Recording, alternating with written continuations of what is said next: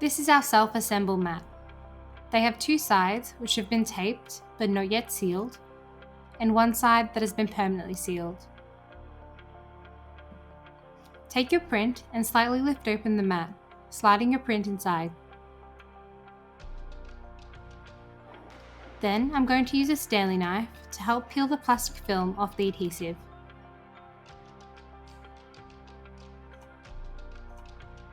Once the plastic film has been removed from both sides, firmly rub down the taped border to secure the mat.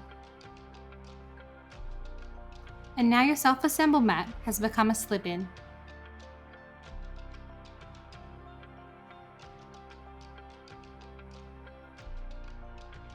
If you want to permanently attach your print to the mat, flip your print over and grab a small piece of double-sided tape. You can place the tape anywhere on the print, but we recommend placing it on the edge so it's hidden underneath the mat border.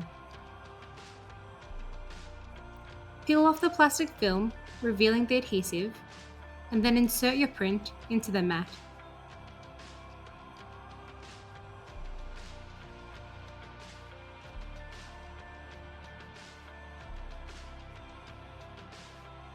Press down on where the adhesive is to make sure the print is secure.